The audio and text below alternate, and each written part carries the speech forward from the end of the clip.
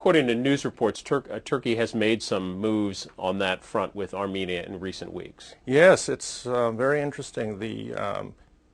We are at a crossroads now that we may see Armenia and Turkey having diplomatic relations and opening the borders, and this is a win-win for everybody, especially for economic cooperation. If Armenia wants to be a viable, independent economic state, it needs to have good relations with Turkey. Eastern Turkey, which borders Armenia, is economically deprived. Trade between the two countries will foster economic development and will benefit for both Turks and Armenians. The president did make some comments this morning about the caller's comment on the incident in 1915. President Obama saying he stood by his 2008 assertion that Ottoman Turks carried out widespread killings of Armenians in the early 20th century, finessing the sensitive issue by stopping short of repeating the word genocide.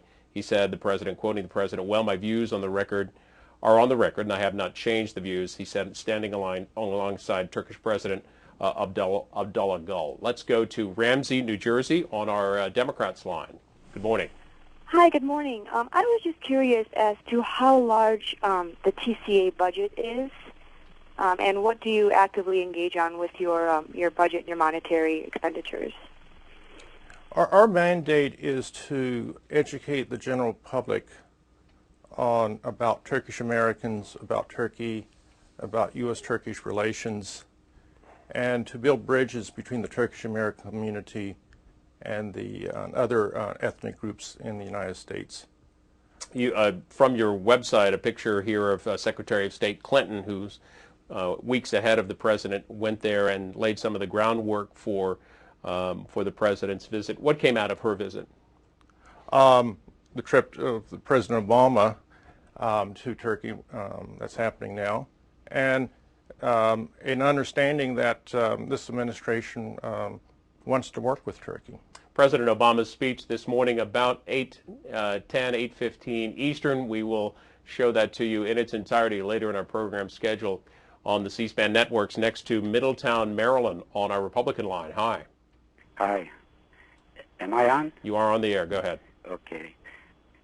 You keep reading this newspaper that 1.5 million Armenian. The total number of Armenian back then wasn't even more than 1.3 million according to historical records. That's what Turks are arguing, that belongs to historians, not the politicians decide on the, according to who gonna give me votes on the elections. Which is in Pasadena, in California, more than 1 million Armenian. The House majority leader, Nancy Pelosi, is from that district. Armenians pushing. That's not a politician problem. That's a historical event. And you also mentioned 1915. 1915 is middle of the World War I. People fighting and killing each other. Armenians attacking Turks. And that's how everything started. That's a World War I. Caller, are you from Turkey? Yes. When I came here, like more than 30 years ago, there was Armenian terrorists was killing the Turkish ambassador. They killed more than 50 Turkish ambassadors. Another thing is that Azerbaijan, they killed so many Azerbaijanis in Karabakh. Let's get a response. Thank you, Marilyn. Yeah, again, this is a tragic part of history, and one side of the story has been told, and the Turkish side hasn't been told as thoroughly as the other side, and Turkish Americans have a burden on their shoulders to get the story across, and I think they are. But again, I think the emphasis has to be of encouraging Turkey and Armenia to dealing with the issue, and we as Americans here should encourage that dialogue. The United States needs to have good relations with with Turkey, and needs to have good relations with Armenia. So let's talk about the future. Let's talk about what we have in common, and say our prayers for all those unfortunate victims of the past.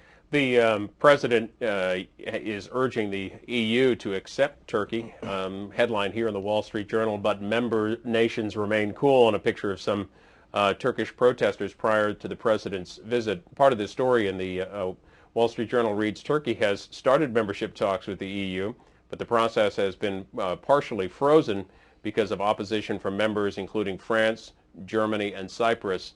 How much will the president's endorsement move the process along for Turkey? Well, it's sweet music for the Turkish people to hear that. Europe is, how much influence the president has in Europe remains to be seen. And this is a major issue for the Europeans. Right now, Turkey land size is larger than any country in the EU.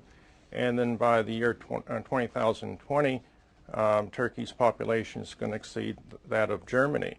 So here you have a country that's Muslim, larger in territory, and will be larger in population. So when Turkey joins the EU, it will be the largest country in the EU, and takes some time to digest that. Personally, I think that's going to be a new locomotive for Europe. The enthusiasm, the dynamism that exists in Turkey will help Europe. Europe and Turkey need each other economically and for defense purposes. Is there a common reason why there's opposition from countries like France on Turkey joining the EU? Well, I think, again, the fear that here Turkey could, in the future, will have a larger say than they. So this is something that has to be digested. Let's hear from Long Beach in New Jersey. New York, excuse me. Go ahead, Long Beach. Independent. New York, you there? Queens, New York is next. Republican line. Hi. Queens, Hello. Good morning. You're on the air. Yes, I want to ask the question is, this gentleman is American or Turkish, and is he getting paid by the Turkish government to represent them? I'm a Christian Holocaust survivor son, and I'm in the United States. My father ran for his life in Bulgaria, and I was born there. And I came to the United States, and I am so upset because this hypocrisy about the German people accept what they have done to the Jewish people. Why the Turkey, until today, they denied that? 75 million Turks are very important for the United States. Armenia is a small country. And what until today, when Azerbaijan attacking the Armenians, it was killing them in the street and everything else. And when Armenia got stand up and fight like exactly where Israel did, and he got their land back over there, now the whole world was a total blockage in Azerbaijan situation. They never said anything. Turkey support Azerbaijan. And the same talking is this oil nation, and Turkey, powerful 75 million people, which is no Christian there. It's only Muslims. Thanks, New York. We'll get a response. No one's denying that Armenians suffered in Turkey, and they are Christians in Turkey. That is totally inaccurate.